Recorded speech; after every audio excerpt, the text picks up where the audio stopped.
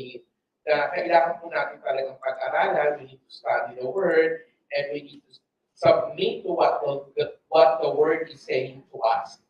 So, meron tayong link na that we can share to others because they are already asking. So, i-share po natin yung link na nasa Ecclesia class.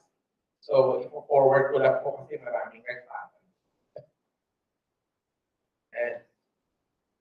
Okay, so faith, ang title po natin ngayon is faith. And this is in the book of James that we really need to adulting. We need to mature. Hindi tayo pwede manatiling baby from Netios to Python to Technon. Di ba? Yung lipat ay legal sons and daughters ka na, Technon ka na, Denea Nikrugos, and the other is Eos. So we have studied that. Na kailangan ito yung mga Greek word na nag-grow tayo in our faith. So, sabi po dito, faith, artificial or authentic? Check natin ngayon. Magkakaroon tayo ng parang inner introspection or self-introspection. Aalamin natin, yung faith ba natin real or fake? Ito ba ay merong ebidensya na mapapatunayan na totoo yung ating pananampalataya kasi marami ngayon nalilito na sila kung totoo ba yung fake nila because of all the scandals that happening. Pero hindi po doon nakabase ang ating pananampalataya. So faith, artificial or authentic, and that's the title. Last week po, ang title is Doobie-Doobie-Doo. So we need to do what the Word is saying and be what God wants us to be. Kaya po, natatandaan nyo yung Doobie-Doobie-Doo? Okay.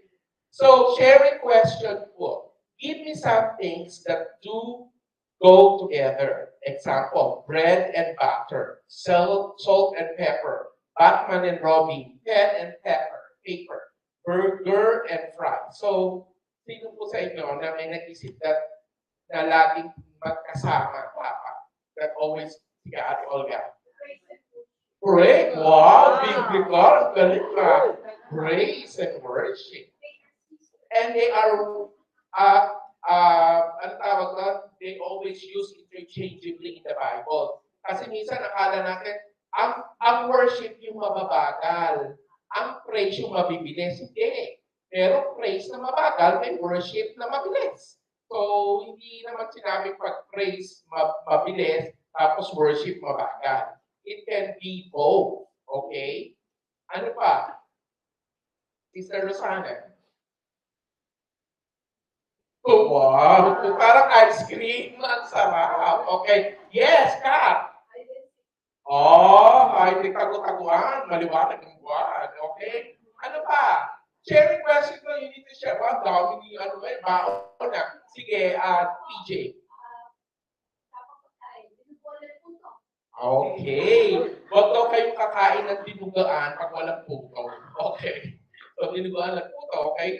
Mukhang nakakagutom yan, Okay. Sino ba? Si Ate husband and wife. Okay. Inseparable. Okay. Ganun ba? Parang Paul and Barnabas? Okay. Okay. Sino ba? May naisip pa kayo? Sige, isip-isip. Para medyo maging alive naman tayo. Father and Son. Maganda ka. Di ba? Lalo na sa God the Father and God the Son. Si Daniel and the Lions Den. Di ba? David and di ba? Ang dami-dami. Adam and pagka sa Bible, ang bibilis no, di ba? Okay, ano pa? Samson and Delilah. Yun ang mga example pa. Aquila and Priscilla. Okay, then si Cain and Abel. So, yan, may mga example. Martha and Mary. So, yan yung mga sample natin sa Bible. Also, faith and works, hindi pwedeng paghiwalyin. You have been saved by faith alone, but the faith that saves is never alone.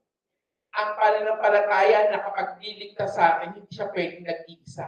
Kailangan may kalakip siyang gawa at may ebidensya. Amen? So, kailangan nakikita yung pananampalataya natin sa mga gawa natin. So, yun yung pag-aaralan natin ngayon na it seems na parang yung iba, nagkakaroon ng contradiction yung sinabi ni Paul sa Galatians, sa Romans, at saka yung sinabi dito sa text natin sa James. Pero wala akong I will explain that further para hindi po tayo nalilito. We just need to know the difference between yung Calvinism and Arminianism. So, pag-uusapan po natin yan, but not on that, kasi masyadong theological yon. I-simplify lang natin yung mga bagay. Amen? But before that, I want you to pray for one another. Tapos na po tayo mag-pray, but I want to, as Ecclesia, kasi minsan magkakasama tayo pero we don't have time to pray for one another. Get yourself a partner and pray prophetically. You don't ask kung anong prayer request nila. Just pray sa ating. Sige po, yung lalo na hindi nyo kakilala pa. Hindi nyo pa nakaka-partner. Okay? So come on. Move around. Let's pray for one another. Huwag kayong mahiya yan. Sige. You pray prophetically po kung ano yung ini-impress sa inyo ni Lord na ipag-pray nyo sa inyo. Sabay na po kayo mag-pray. Hindi po isa-isa sabay na. You pray.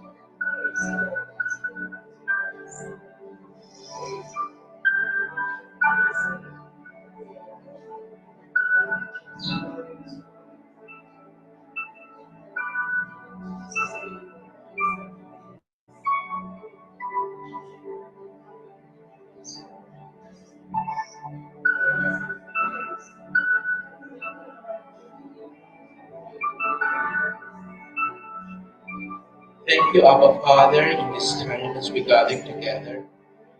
And I speak to the north wind, to the house of the north wind to blow and bring the presence of God in this place. We declare an open heaven as we continue to partner with the Holy Spirit. Let the north wind blow to bring the revival, the presence of God, promotion, and let the south wind blow to bring the provision that we need. All the things that we need in this life, even the anointing that we need, will be provided. We thank you that we can count on you, for we know that the east wind will blow to the enemy's camp and blow profusely, that they can never prevail.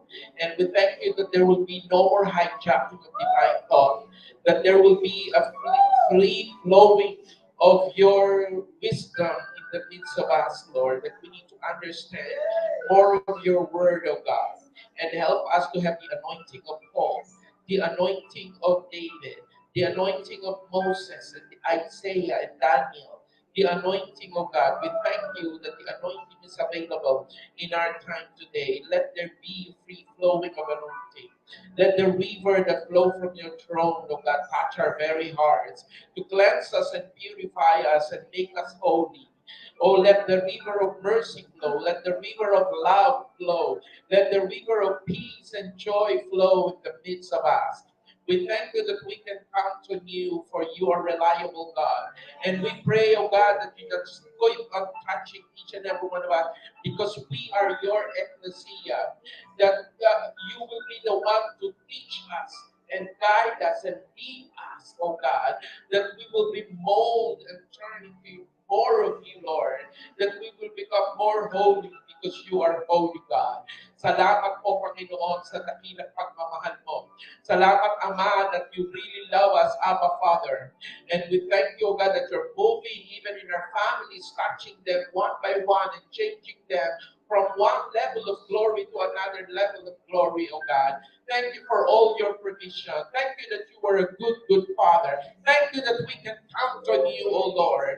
Oh, let there be, oh God, a great outpouring of your Spirit, oh God, to touch our hearts, oh God, and continue, oh God, to bring glory to your name. Let your name be glorified, oh Lord, in the midst of us.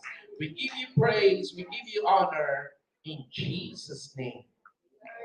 Amen. Okay, you can all be seated. Sa Korea, ang Diyos sa'yo. So, instead umupo tayo. Okay. So, faith, is it artificial or authentic? And our text is in James chapter 2, verses 14 to 20. So, let's all read. So, yung dito po, yung nandito sa kanan ko, please read all the even numbers. And yung nandito naman po sa kaliwa, please read all the odd numbers. Nababasa niyo ba? Masyadong maliit? Ay, hindi naman kasi yan. Tapos na kasi. Lumampas ka naman. Yan. Yan. Isa may nakuhuli na nakuhuna. Isa may nakaalay. Okay, let's read. 1, 2, 3. Ay, wala. Dito, una kayo kasi kayo yung even. Alam niyo po yung even number? Baka naman hindi ko alam. Okay. Let's, ano pinaliit mo? Teka lang, medyo maligalig po yung ano. Maligalig siya. Sabi ko yun. 1, 2, 3.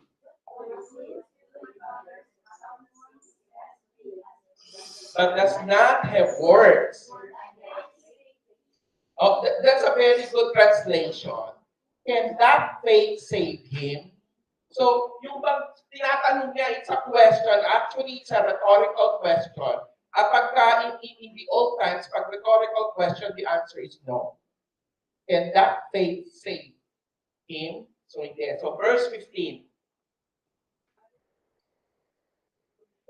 Ay, dadalawa ng si Jackie dito. Take one ko. Ay, maliit. Hindi nakuha. Okay. 1, 2, 3.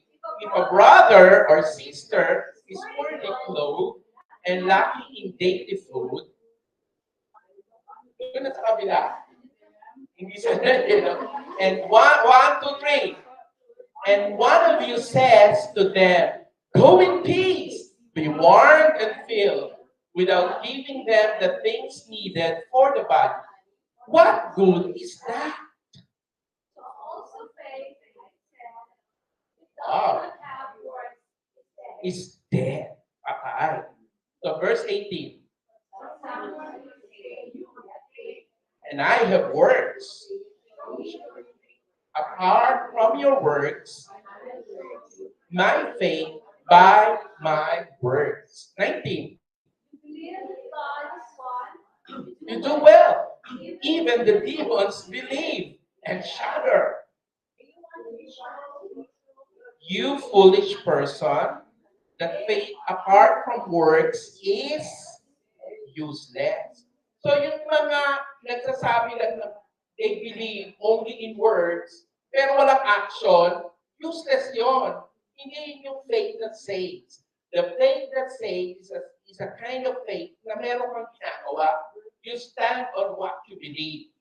You work out your salvation with fear and trembling. So ibabalance po natin yan in what Paul said in some of his epistles. Kasi it seems na nagko-contradict sila. Sabi, for God so loved the world, that He gave His only begotten Son, that whosoever believe lang. So why is that? So we will study that and go deeper kasi marami pong napupunta sa hell because of this wrong belief of easy believism. Na parang, believe ka lang, you confess na, tapos na, so you go on with your life. No, that's one of the doctrines of the enemy that we really need to understand very fully, yung sinasabi ni Lord, and do not go beyond what is written. Let's go back to the Bible and let's have adulting. Let's mature in the Word of God. We need to understand this because we are ecclesia. Amen? And we need to master the constitution of the kingdom of God. And what's the constitution of the kingdom of God? Ano ang constitution ng kingdom of God? No? The Bible. It is all written. It's revealed will of God. Hindi mo natatandaan anong gusto ni Lord. If you read the Bible, you can know what God wants. And that's the constitution of the kingdom of God. Kaya lahat lilipas but the word of God is not. Kaya ngayon pala, kasi pagdating sa millennial kingdom, we will still use this, the word of God. Kaya ngayon, aralin na natin ang aralin. That's why we are called ecclesia, and we declare what God said in His word. Hindi lang yung mga hallucinations natin o kung ano mga gusto natin. No, we are always aligned with the very word of God. So this is really very important for us. In James chapter 2, verses 14 to 20, is about faith. Dead faith. Demonic faith. So, because the demons also believe. Alam mo, walang demonyo na agnostics at saka atheists. Kasi they believe that there is God. They are producing agnostics and but walang demonic spirit na atheists because they know that there is God. Yung iba talagang, di ba, may makakikita kayo sa YouTube na preach tapos we're atheists. Proud na proud pa sila. Hindi pa nila demonyo because the demons believe that there is God and nanginginig pa sila. Meron din silang emotion. Takot sila. Pero, makikita natin, may mga may mga iba po that they have fake faith kasi yung faith nila walang works, walang proof. So James chapter 2 verses 21 to 26 is about real faith. At example dyan, yung susunod na mga verses, succeeding verses po sa text natin, is about Abraham, a righteous man, di ba? Si Abraham, meron siyang, yung faith niya may work. Madaling araw pa lang, kinuha niya na yung anak niya kasi sabi, dalhin daw at i-offer kahit na, paano dadami ang lahi ko kung papatay ko si Isaac? But he obeyed God and he followed. And that's the faith word. Then si Rahab, a prostitute. Meron din siya sinabi na kailangan maglagay ka ng red, ano tawag doon? Purple ba? Purple, okay. Na tela or what to symbolize. So, ginawa niya. So, yun ang example ng faith. May word. Hindi pwedeng tinanggap natin sa Panginoon tapos bahala na bukas kung anong mangyari. No. We need to keep believing and keep doing what God called us to do. So, how do you know that you are growing and maturing in your faith? Paano mo malalaman kung nagmamature ka na in your faith? Test number 1, how we handle trials. Yan ang sinabi sa James chapter 1. Basahin nyo na lang, kuya, assignment nyo yan. So, sa Ecclesia, bawal ang tamad. Sabihin nyo ako sa katabi nyo, sa Ecclesia, bawal ang tamad. So, basahin nyo yan, assignment nyo yan, James chapter 1, verses 2 to 12, na it's part of our life na nagsasanctify tayo pag we are going into trial. Then test number 2, how we handle temptations. Paano natin hinahandle yung temptation? Kakanta ka ba katulad ni Eva Eugenio? O tukso, layuan mo ako. Siya lalayo. Lalapit at lalapit yan. But you need to rebuke that and say no to ungodliness. Amen? So how we handle temptation? Yung flesh natin, talagang itetempt at alam niya kung anong weaknesses natin. Meron silang, ang mga familiar spirit, they are the reconnaissance, sila yung mga spy. Pinukuha nila lahat ng mga, alam niya kung anong weakness mo, alam niya kung anong mga pinagdaan mo nung bata ka, kung may bitter judgment ka pa dyan, o kung meron kang inner vows, alam niya lahat yan. So doon ka nag-test. Tempt ka niya. Alam niya kung ano yung mga appealable, yung ma-appeal tayo. Hindi kaya itetempt sa mga bagay na walang appeal sa'yo. Hello? So alam niya kung ano yung mga weaknesses. They have all the data. And they are so high-tech. Yung kanilang may mga spy, tinitignan nila, alam nila sulat, it's all recorded. Alam nila kung paano. So, but we know how to handle our temptations. Like our Lord Jesus Christ. Sinabi niya, it is written. It is written. It is written. We need to know the word of God. Next, test number 3. How we handle the word of God. Ito yung pinag-aralan natin last week. So, how are we going to handle the very word of God? Bago na ibigay sa atin ito, dumaan niya ng sangkat, na persecution, religious persecution, political persecution.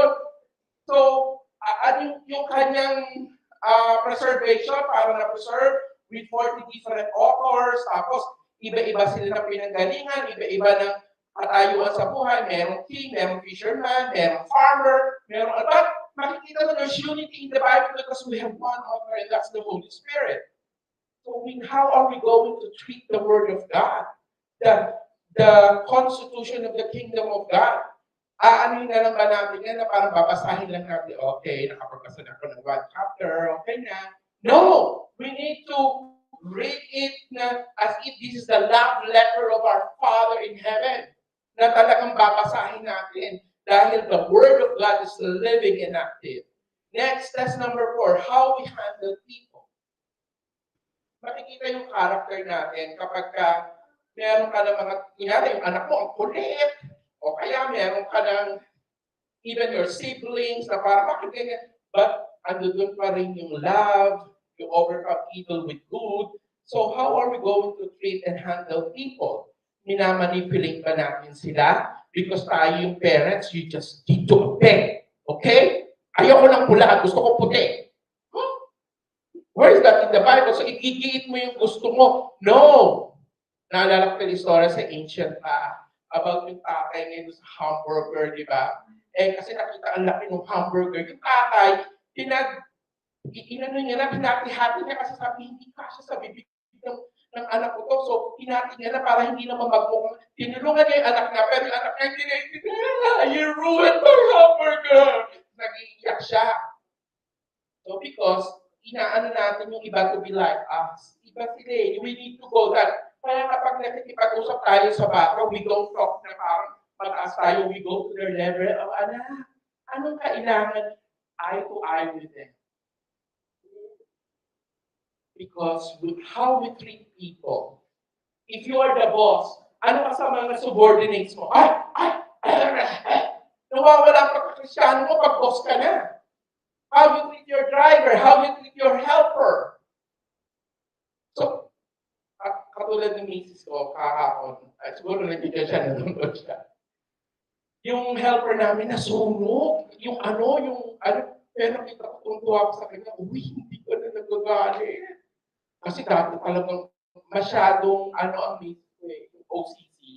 So, hindi siya nagalit, sabi niya, kaya natin yan. So, how we treat our subordinates, yung mga tao sa paligid natin. Pag nagkamali sila, i-crucify nyo na ba sila? Or we treat them with love and understanding. Na iyaano natin na huwag mo na siya i-condemn. Nagkamali na nga siya, i-condemn mo pa siya. Pero kung araw-araw yung ginagawa at mayat-mayat, teka, ibang usapan naman yun. Pero, I mean, people are people, they commit mistake. Everybody said? So how do we treat people? How do we treat our brothers and sisters? Pag nandito ka sa eklesiya, ang sweet-sweet mo, uy, sister, God bless you. Pagdating mo sa bahay, lalo sa mga anak mo, parang gusto mo na sila sipain at ikulong sa ang tawag na kulungan ng ibon. So parang hawla, gusto mo na gigil ka. So kaya yung mga iba sabi niya, parang di naman totoong Christian eh. Kasi sa church, iba. Pagdating sa bahay, iba. Na-traffic lang, kumakapit. Natutuwa nga ako sa anak, sabi ng mga anak ko, ba't hindi ka nagpipit-pit? Sabi ko, nababastusan ako sa nagpipit-pit eh. Minsan lang siguro, pero hindi naman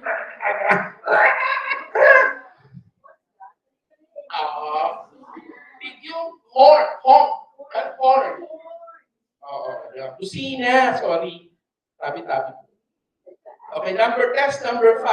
A summary of all those. Yun ang mga test. Lahat ng trials, temptation, word of God, people, yun yung nakalagay sa James chapter 2 naman, verses 1 to 13. So, nasa James chapter 2, verse 14 tayo. Parang sinamarize ko lang so that we will have a feeling of what James, the half-brother of our Lord Jesus Christ, hindi siya yung James na kapatid ni John. Si James na sumulat yan, siya yung half-brother ni Jesus Christ. So, naalala ko may nag-preach po na isang pastor, I'm not all the church. Eh, kaibigan ko yung pastor. Narito siya sa James na yan.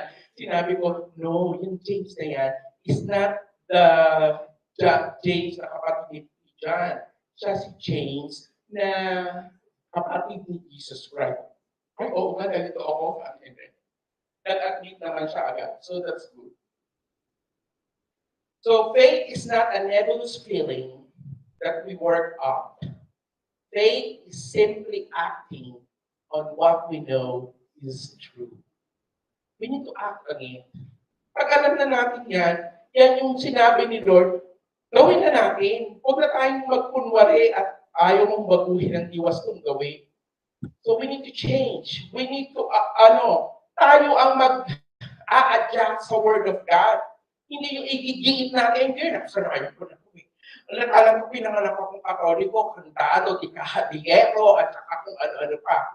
So, hindi pwede. You change. Not your religion that can save you. It is what the Lord has done for all of us. So now, we will study faith, artificial ba or authentic?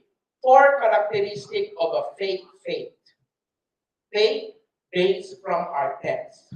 Faith based from our text in James chapter 2, verses 14 to 20. Number one, words without, yan.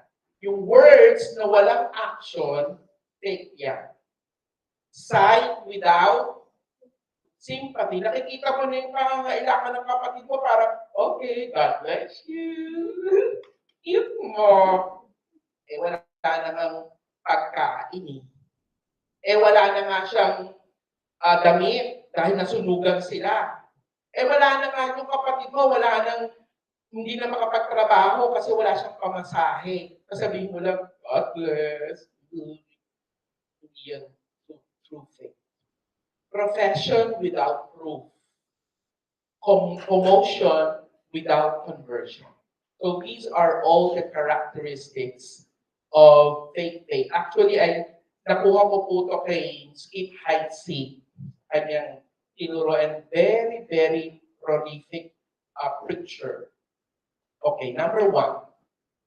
Words without words. Ano po sabi sa verse 14? What good is it, my brothers, if someone says he has faith, but does not have works? Can that faith save him? So maraming naniniwala, akala nila, dahil naniwala na sila sa Panginoon, okay na yon. Asan yung gawa? Di ba, Pastor, we are not saved by words? Pag-uusapan natin yan mamaya.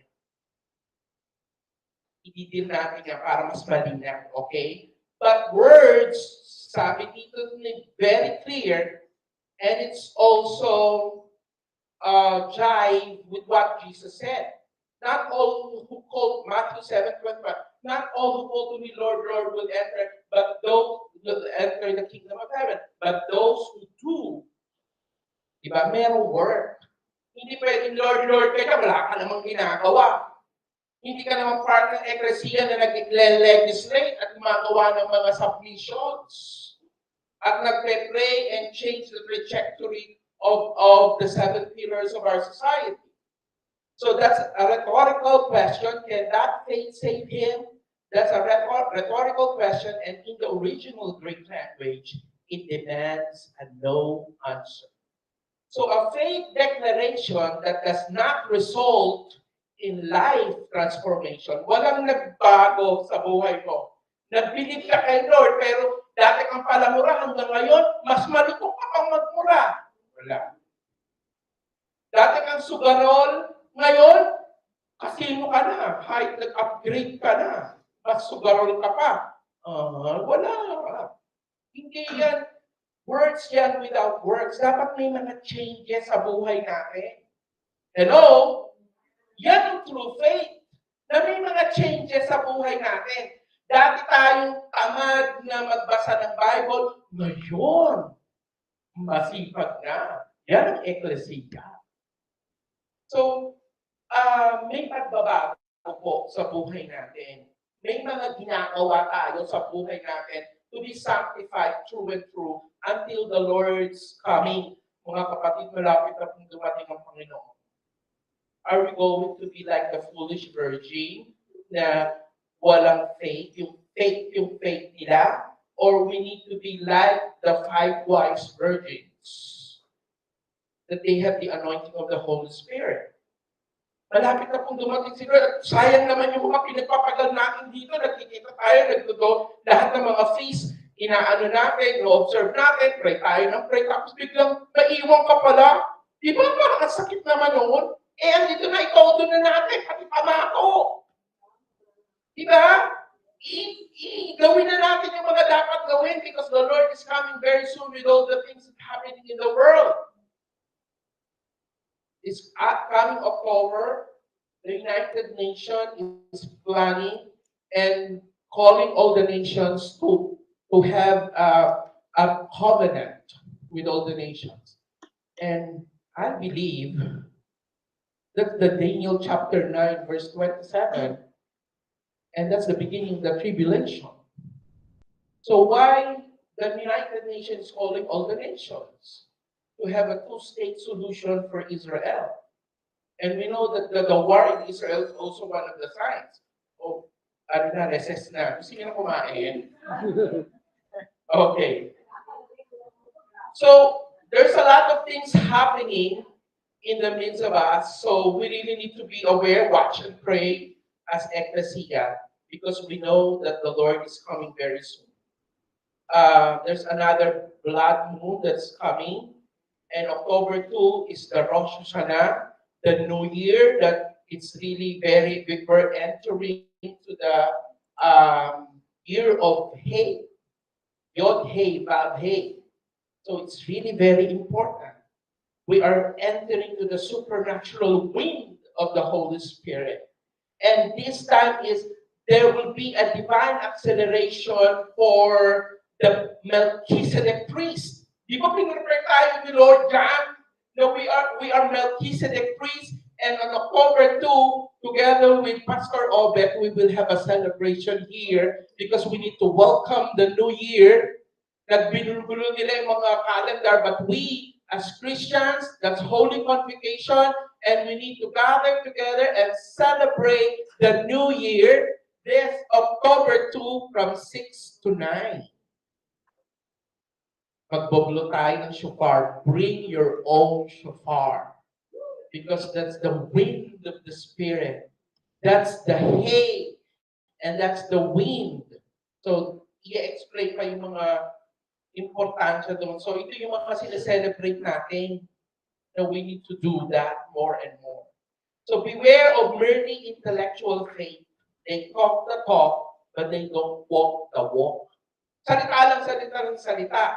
Of course, may power naman yung voice natin as we are voice activated or our voice is registered in heaven. Pero kailangan may ginagawa rin. Di ba, sino dito po pa nag-pray kayo pagod na pagod kayo? Kasi work yun. Alam natin kailangan mag-pray. So, kahit na busy tayo, pray tayo. So, ang hirap kaya ng mga intercessors, kaya masabi ni yung maliit na June na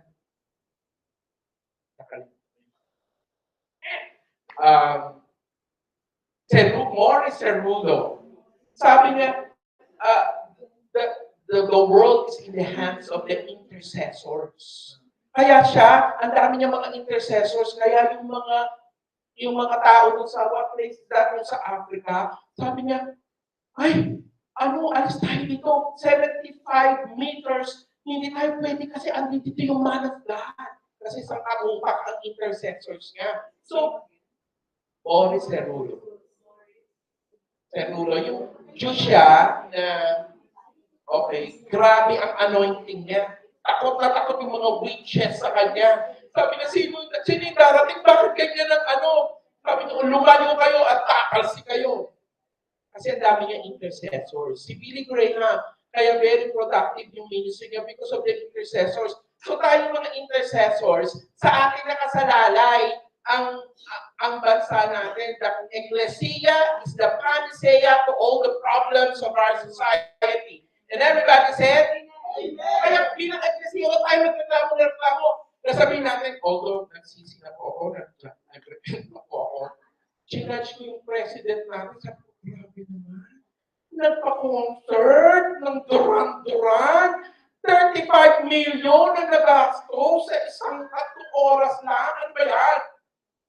Sorry po. Instead, kasama ng mga politician, imbis na magreklamo tayo, pag-pray natin sila and bless them. And everybody said, Amen! So, parang so sorry, parang ayaw nyo mag-pray. Okay. Beware of merely intellectual faith na hanggang dito lang, that's Greek mentality. Sinanay po tayo ng mga philosophies ng mga Greek na hanggang dito lang hindi po mababa sa puso at hindi natin pinuput into action. Hindi na po yan. We need to meet where the rubber meets the road. We need to do what God said we need to do. And everybody said, if words are genuine, then works will follow. Kapag genuine po yung mga words natin, even in prayer makikita niyo yung mga tao na talagang sincere sila sa mga pinagpe-pray nila. Kung ano yung mga sinasabi nila, naka-jive o naka-connect doon sa mga pinagpe-pray nila. Kunyari, nag-pray kayo ng Lord, give me the provision. Tapos sabi niya, Wala akong pang-offering eh, wala akong ano, wala, lagi akong wala. Eh, yun ang lumalabas sa bibig mo eh. The confession of your mouth. The power of life and death is in the tongue. So we need to be very careful what we say. And also, if the words are genuine, then work will follow. Okay. Meron po yan. Next slide, please. Okay, alam niyo po yan, The Pilgrim's Progress. Si John Bunyan. John Bunyan. So parang 7th century siya. So nagsulat siya while in prison. So makikita nyo, ito napakaganda dito. Next to the Bible, this is talagang bestseller. Napakaganda. And meron yung movie, kung tama, kayo magbasa, manood kayo ng movie kasi this is about the Christian life. Na siya mismo, marami ng mga monster ng pinipigilan siya, tapos na iba-ibang personality. So, meron siya ng mga at meron siya na-meet dito si Talkative. Si Talkative, dal lang siya ng daldal, pero walang faith. So, na-meet niya rin si Worldly Wise Man, na-meet niya rin si Giant Despair, si Ignorance, and the Demons of the Valley of the Shadow of Death. So, these are yung journey ng Christian life. Na makapunta siya sa celestial city. So, yun yung heaven. So, napakaganda po nito. Panoodin po natin. At saka yung Narnia Chronicles, The Lion, the Witch, and the Wardrobe, the Boy, the Dawn Treader, at saka si Prince Caspian, the Boy, and the... Ang ganda po lahat yan. Oh, mag-showing tayo. Sige, let's show. Okay, with popcorn. Oh, nga, minsan naman lumabas ang eklesiya na... Oh, dito na daw. Popcorn. Sige. Okay. Pero pagka naman, ay, wala ako eh. Dapat nandito tayo lahat. Okay? Okay. So, sino sagot ng popcorn? Si Kathleen? Ano? Sabi niya, okay daw. Oo, let's, iba-iba flavor ng popcorn. Sabi ka nila napunta sa Kasi mas maganda sabay-sabay tayong nanonood di ba? Then we will discuss. Oo.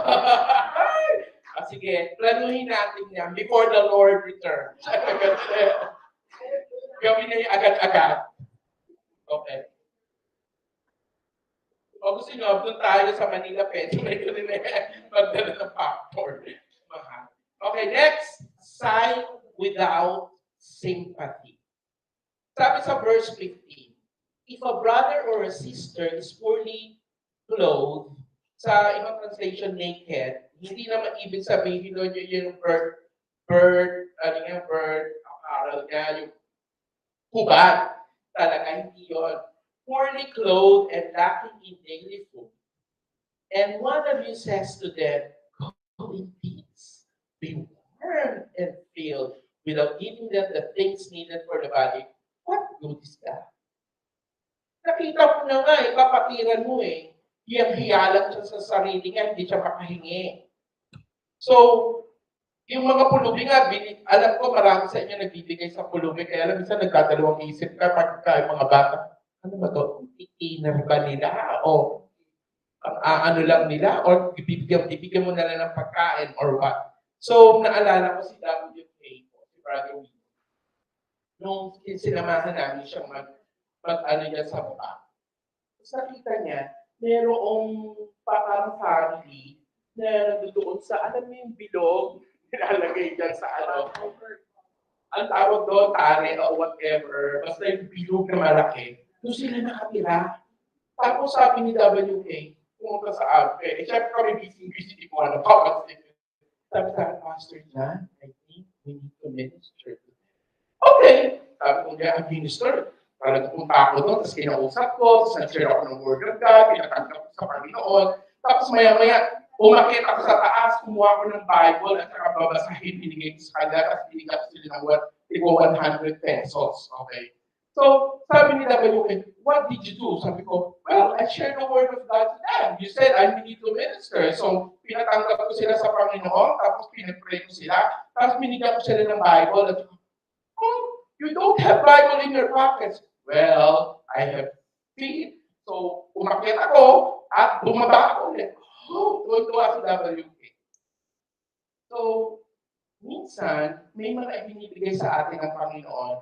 You just need to be very, sensitive. Mag-ingat lang kasi yung iba naman nagpapanggap, tapos biglang nagawan kayo ng masama or whatsoever. But we just need to be very sensitive in dealing with it. So sabi dito, Christians are the ones that invented hospitals, asylums, abolished slave trade. Parang pinreach ni Pastor Peter Tanji last Sunday.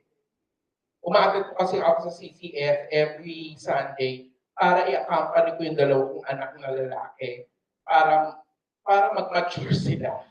Kasi nasanay sila na ako lang yung nag-preach. So, mas over familiarity breed content. So, pagkaiba, nakikinig sila. Hopefully, nakikinig sila. So, actually, ang church ko po talaga is doon kila Pastor Roy. Every Friday naman yun. So, kaya sinasamahan na lang namin yung mga anak namin ng Sunday. So, we need, pati yata yung insurance, nag-umpisa yan sa mga Christians because to find answers to the problem. So, kaya napakaganda po na ang mga lahat ng ito, Christians ang nagpa-umpisa. Dati ang mga women are marginalized. Di ba parang hindi nga nakakaboto yung mga babae eh. Pero ngayon, because of the Christians empowering the women, so napakaganda po. So, in Ecclesia class at saka sa youth, dapat nakikita natin yan. Yung iba nagdadala ng pagkain, automatic, di ba? Katulad ni Jesus. O kaya yung mga iba, they just give. And, parang so silent. Parang nakapingkay lahat ako, gusto nyo na kumain. Di pa naman. Okay. So, sight without sympathy. We have a special responsibility to care for each other. Kailangan po mag-build tayo ng community of love. Sabi nga ni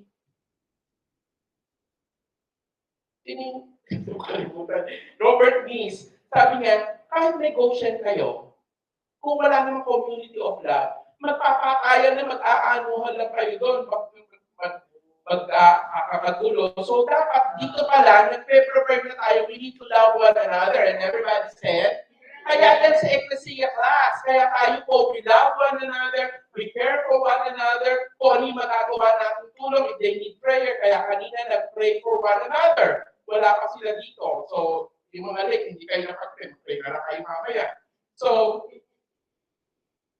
we need to pray and care for one another. Yan ang gusto ni Abba Father eh. Alam nyo kanina, feel ko, tutuwa si Abba Father habang nag-pray tayo for one another.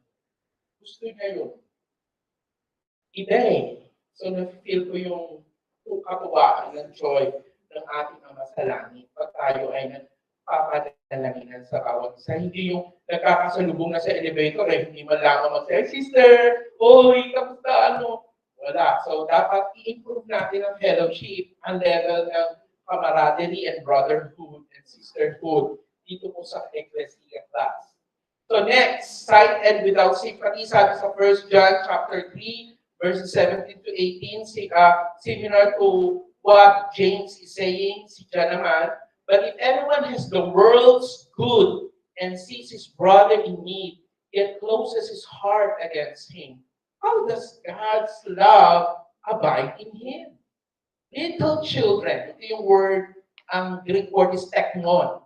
So medyo may legal rights na yung teknon. Let us not love in word or talk, but in deed and in what? So in deed, kailangan may action. Hindi pwedeng sight lang, walang sympathy, walang ginawa. So, parang hinayaan mo lang, sabi mo, okay, God bless you. Kita mo, walang kakain yung tapos ikaw, punta ka doon sa kakain tayo ng wings. Pero yung kapatiran mo, nanginginig na yung kamay kasi walang makain. So we need to share. Kaya ako dito talagang we enjoy eating together. Diba? Kasi sa heaven, may kainan pa rin. Ano ba? Oo! Eh, tinan mo, nung nag-resurrect si Jesus Christ, napakain pa siya sa mga disciples niya. May marriage supper of the Lamb. So, kumakain. So, hindi ko lang alam kung anong kakain doon. Pero may kainan doon. So, mas ganda na nasasanay na tayo. Kaya nga, mamaya may pansit tayo dyan, tsaka siopaw. Okay. So, in the parable of the Good Samaritan, remember yung priest. Diba yung Samaritan, sino ba yung Good Samaritan doon? Yung nag-alaga. Merong, diba, yung priest ayaw niyang hawakan kasi magiging unclean siya. Kasi hindi ka alam kung patay na yan o do not touch, diba? So pati yung Levite, sila pa naman yung mga lingkod ng Panginoon. Pero itong Samaritan na ito, walang lahat, pati pinambayad sa hotel kung saan sila nagpunta, binayaran niya. Yun yung Good Samaritan. At ginawang example yun ni Lord and we need to follow. That's a good neighbor. We need to love our neighbor and the Good Samaritan is a good neighbor and we need to imitate him and do what he said and we need to do that as well as Christians. Next, profession without proof. Please read verse 17, 1 and 18. 1, 2, 3.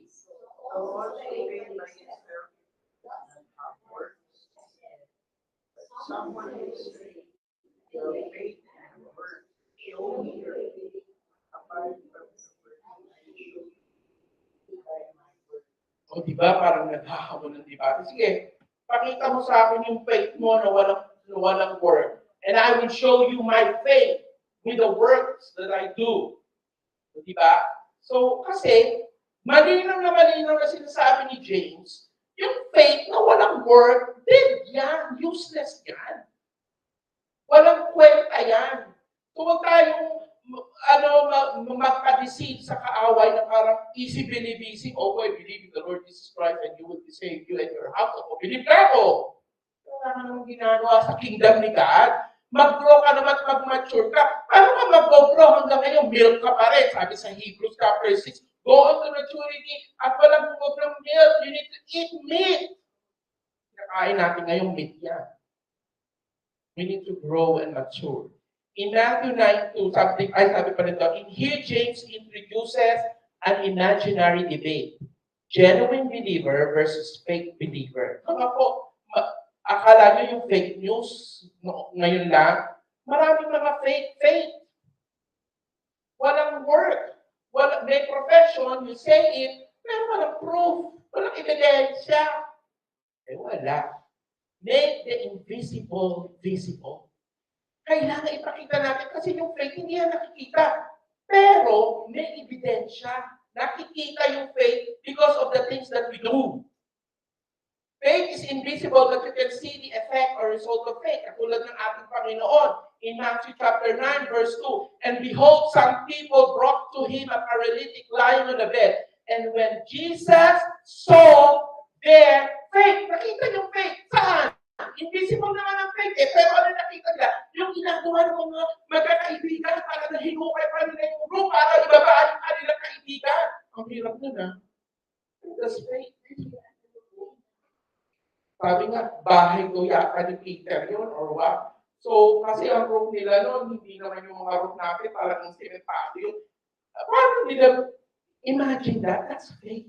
Kasi puno na hindi nila paralytic yung nila, yung pagbuhat na parang pag-isip mo na, kaya mo na dito na lang tayo sa labas, huwag ka kayo pumasok. Pero sila, talagang nagsumikap sila. Yun yung faith with words, katulad ni Abraham at saka ni Rahab. May ginagawa sila. So tayo, paano natin mapapatunayan yung faith natin kung wala tayong ginagawa? Yung pagpunta nyo lang dito, these are all work and evidence of your faith. Amen! Imbis na nakahiga lang tayo at air condition, napakain ng popcorn, dito tayo ngayon. So can people see your faith? Is there a proof? Nakikita ba sa buhay natin? O kaya pag pumasok ka sa work, sabi niya, Tapos sasabihin ng mga ka-office mate mo, ha? Kristiyano yan? Hindi halata. Wala talaga. Walang ebidensya. Pero kung tunay kang Kristiyano, alam nila sasabihin, ay, si Christian yan. Tapos pagdadating ka, pag-usapan mga coarse joking at mga green jokes, Christian.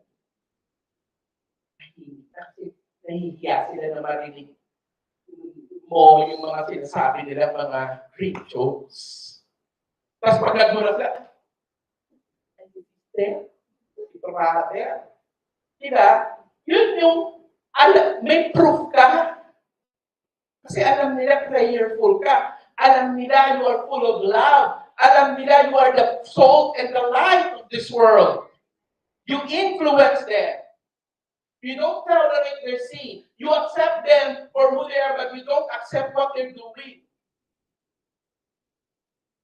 Not salvation by faith plus works. Hindi ito po yung sinasabi na kailangan merong faith and works plus idadagdag natin. Hindi. E di parang sinabi mo, inusulto mo na si Lord na hindi kompleto yung ginawa niya, kulang. Tapos ikaw yung magiging another savior. Hindi. Paul and James are not contradicting each other. They are not enemies fighting each other face to face. Hindi sinasabi ni Paul, oh James, ano yung ka? Sabi ni James, hindi. They are friends fighting back to back. Ang kalaban ni Paul, yung mga legalistic, na kailangan i-observe mo yung tora, yung lahat ng mga laws nila na nagpapong-pakong na kaya during Sabbath, you cannot wear your dentures. Kasi it's a burden. Pinahirap nila. Ngayon, even in Israel, pag pumunta ka sa elevator, pag Sabbath, automatic na bawat floor kasi ayaw nilang pumindot kasi they're creating fire. Hindi sila bawal ang ambulance. Alam mo, nakapunta sa Israel, inaral lang namin. Pero totoo yun. Even up to now, when you go to Israel, during Sabbath, iba talagang no work. They cannot even speak. Hindi ka pwedeng dumura kasi nabuhukay ka nun. So, ganun yung mga laws nila na pinagpatong-patong nila. So, yun ang iniiwasan ni Paul. Parang si Martin Luther. Kaya ayaw niya ng book of James. Kasi may work. Kasi nga, galing na siya dun sa work because actually siya work, labor, and prayer. Labor and prayer. Diba? Ganun yung mga mock. So, nung ayaw niya yung book of kasi hindi niya ma-explain. Gusto niya yung kay Paul lang sa Galatians, sa Romans. Gusto niya yun. Pero itong book of James ayaw niya kasi naggaling siya sa tradisyon na work, that you will be saved by your work. Hindi naman po yan. Pero we need to understand that they are not conflicting each other. They are fighting back to back. Ang kalaban naman ni James, yung easy believism. Inaatak niya yung hindi dapat ganyan. You need to have proof of your faith. Ang kalaban niya, kasi masyado sa Torah, na pinakahirap ang buhay, iba naman po yun. Let's keep the balance out of this.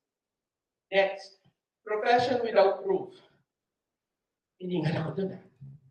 Not salvation by faith plus works, Paul and James are not contradicting each other. They are not enemies fighting each other face to face, but friends fighting back to back. Paul is fighting Jewish legalists that you have to keep the Torah and in order to be saved. While James is fighting easy believism, having little intellectual knowledge, okay na yan.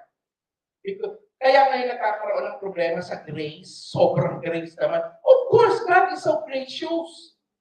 Pero yung God, hindi ka na magre-repent, huwag ka na magsabi, kasi gracious sila. Ay, medyo sumasablay na yan, sumusobra na, extreme na.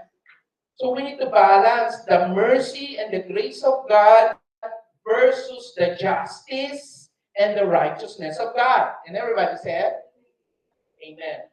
Paul is describing the root of salvation faith, While James, on the other hand, is speaking about the fruit. So si Paul, ang focus niya yung root ng salvation. Si James naman, yung fruit, merong ebidensya, na you are saved. You are not saved by your work, but you are saved and by your faith has worked. Yun yung bunga ng pananampalataya mo. Kaya, hindi mo dapat ma-confuse. Si Paul kasi, ang focus niya dun sa root. Si James, ang focus niya dun sa fruit. Okay?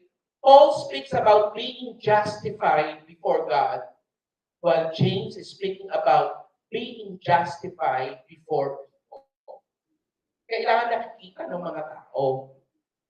We are justified na pawalang sala tayo before God. Yun ang tinuturo ni Paul sa Romans at sa Galatians. While si James naman speaking about being justified before people because people will see, totoong may pananampalataya siya. So, ito po yung illustration. Yung pong boat na yan, may dalawang paddle. So, yung isa faith, yung isa work. Okay. Ano mangyayari kung ang paddle mo ay isa mo lang ginagamit? Ito lang. Yung faith lang. Paikot-ikot ka lang dyan, wala kang matutunguhan. Pero pag ginamit mo yung both, faith and work, diba? Makaka-alagwa ka. Abante. Pero kung paikot-ikot ka lang. So, ganyan din po ang faith and work is go together, katulad ng bread and butter, katulad ni David and Goliath, katulad ng mga example namin kanina. And Jesus said, not everyone who says to me, Lord, Lord, will enter the kingdom of God. Kung profession lang yan, walang proof, pinoprofess mo lang, Lord, Lord, but only the one who does the will of my Father who is in heaven. Yung may ginagawa. Hindi pwedeng hanggang salita ka lang ng salita. You need to have proof of your profession. Kung ano yung sinasabi mo, may ebidensya. And yan yung, they are working hand in hand, faith and work. So now, and I will close with this. It was the greatest debate sa mga seminary between Calvinism versus Arminianism. Si Arminius Jacobus ba yun?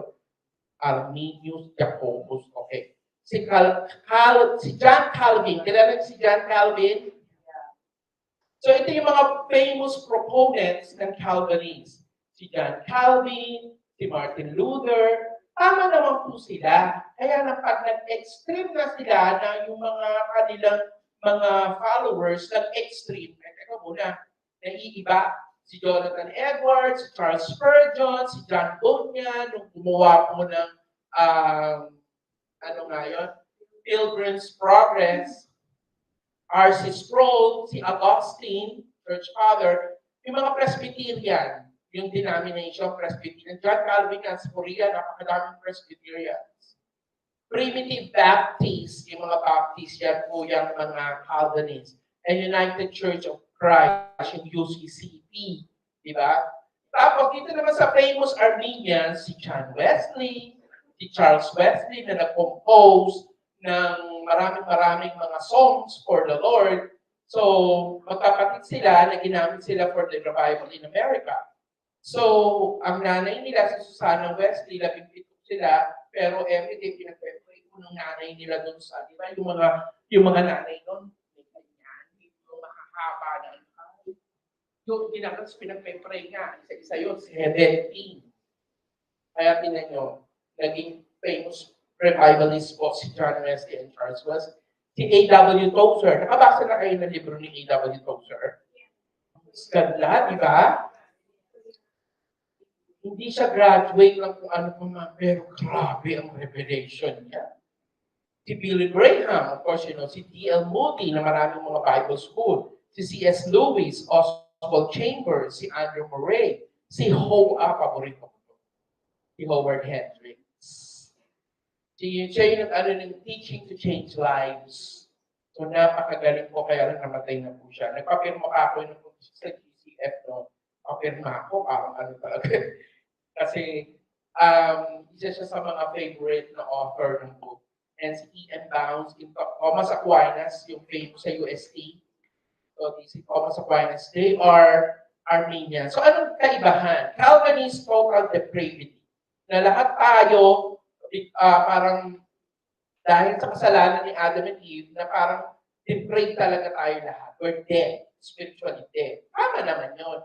Kaya pag in-extreme mo yan at sinamahan mo pa ng mga iba, yung mga unconditional election, parang hindi based sa, parang kung sino lang gustong i-elect ni Lord o piliin. O ito, kahit na, ano yan, pinili yan ni Lord. So parang, alam niyo yun, yung word na chosen. So hindi natin alam kung sino talaga yung pinipili ni Lord, pero hindi naman siya unlimited election. May mga qualification pa rin si Lord or unconditional election. Limited atonement na parang hindi, ang atonement lang nag-a-apply lang doon sa mga pinili niya. So doon medyo nagkakaroon ng confusion. Irresistible grace, perseverance of the saints. So, all this, yan yung, ang acronym ng Calvinist is TULIP. TULIP. T-U-L-I-P. Para madaling tandaan. So, yun yung mga belief nila. And to explain that further, mamaya na po tayo, matatapos na po tayo. So, i-research na lang po yan. So, yung sa Arminianism naman, very strong yung free will, conditional election, universal redemption. Yung limited atonement, parang only for certain people. Parang Jehovah's Witnesses na so 144,000 lang. Hindi it's a universal. Parang hangin. It's free. Pero pag hindi ka huminga, mamamatay ka. You need to take it. The gift of God is free. But you need to take it. Hindi pwedeng ipipilit siya. Hindi. Kasi ayaw. Gusto mo. Kailangan maligtas ka. Hindi ganon. We have free will. Ability to resist and ability to fall from grace.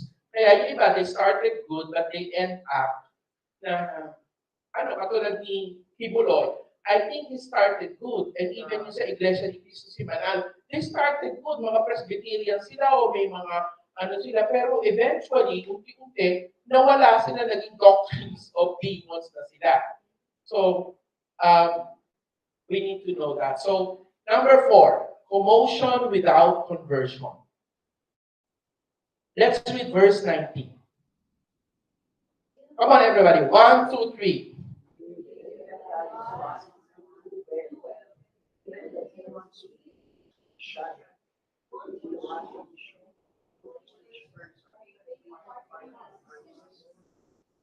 Okay, so ano po yung mga belief ng mga demons? Number 1, demons believe God exists.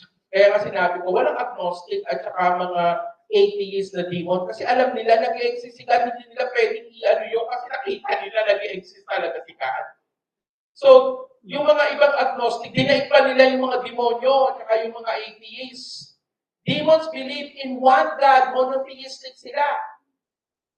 So alam nila that there is a God at talagang one God. Hindi yung gods of the universe na bawat town o barangay merong gods or saints. Ganyan yung ginawa ng mga and even in the times ng mga Romans, may gods ng river, may gods ng mountain, may gods ng, we only have one God. At siya na lahat yun, kaya niya na.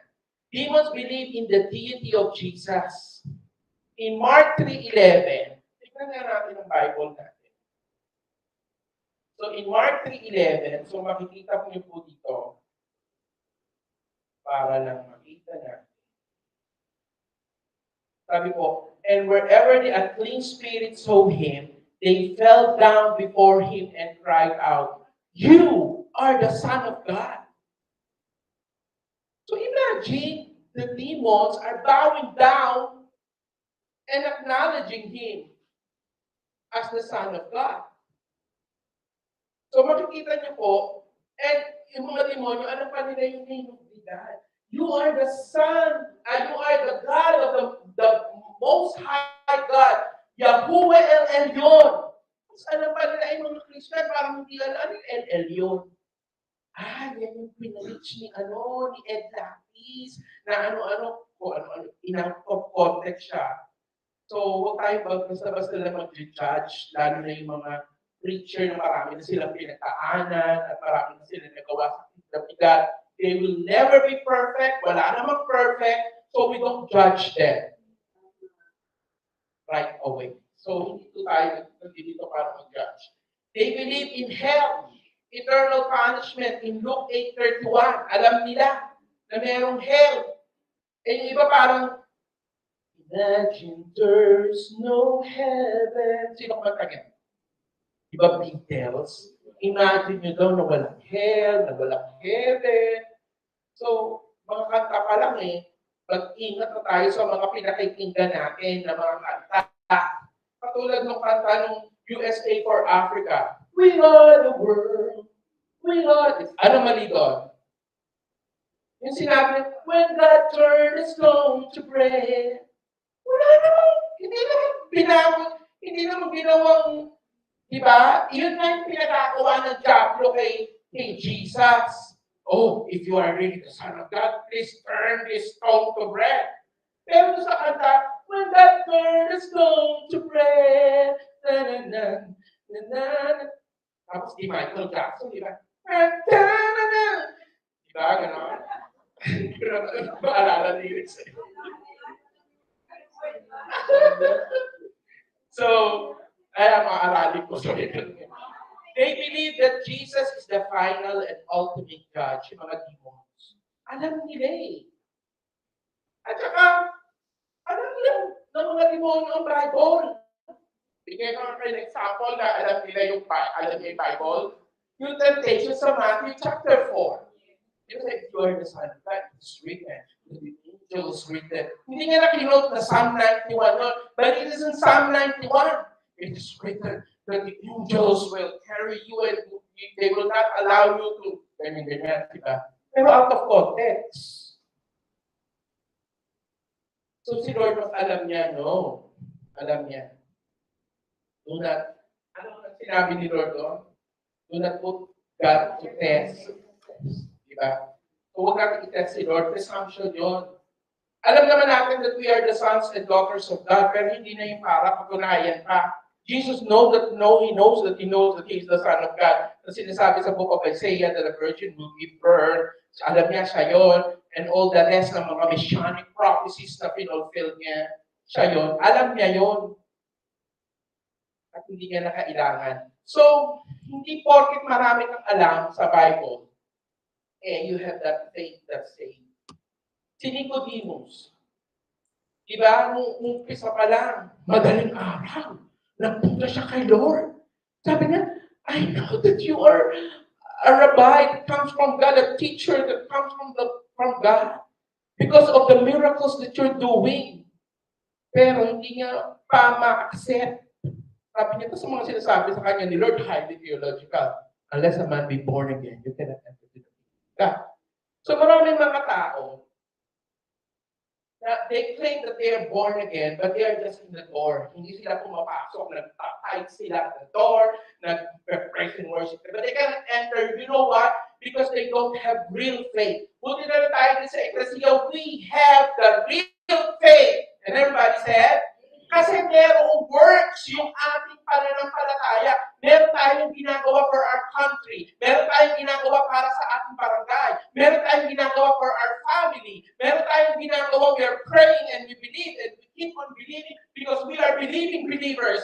And we keep on changing the world by the prayers that we are doing because we are the Melchizedek priest. And it is coming year. This is the year of hay.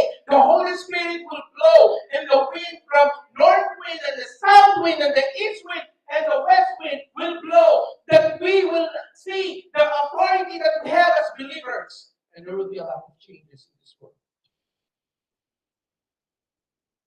It's about time for us to know who we are. The future of this world is in the hands of the intercessors.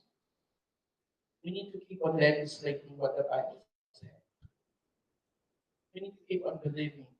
This is not the time to shrink back in our faith. This is the time for us to be bold enough and be very courageous and know that even the earth, we can speak to the earth, hear me now, hear this voice. And do you know that we just are using that, praying to the earth, and the earth say, I don't want to listen to their voice. Pero wala silang magawa. Tayo po ang dapat na speak to the earth to provide for all the things that we need. And we need to know all these kingdom tools. So, yan po natatapos ang ating turo. And I hope na intindihan niyo po, huwag po tayo malito. We just need, hindi tayo na safe because of the work that we're doing. Fruit lang yan because we are already saved. At hindi po nag-aaway si Paul at si James at nagpo-contradict with each other. They help one another. Ang kalaban po ni Paul, yung mga legalistic na mga Jew, ang kalaban ni James ay yung mga easily divisive. So we really need to know more. There's always room. And yung mga nalalaman natin, huwag lang hanggang dito. That's Greek education. Ang Jewish education is from heart to heart. We need to put everything into our heart and do something and act on it. Kailangan na po nating obey, trust and obey, and sundin po natin ang Panginoon kung ano yung pinagagawa niya sa atin. Marami pa pong ipagagawa si Lord. But praise God that we are all here and we know that the Lord will bless you because you really want to mature, adulting in the kingdom of God. Na hindi tayo manatiling nepios and kaidon, kundi maging teknon tayo and neyanis clause and ios. Na nagle-legislate na tayo. We are Melchizedek priest. And iyon nire-restore ni Lord na we are kings and priests. We are a royal priesthood. So do not let the enemy belittle you. You need to know who you are. You are kings and priests. And we need to keep on going. That's all for today. God bless.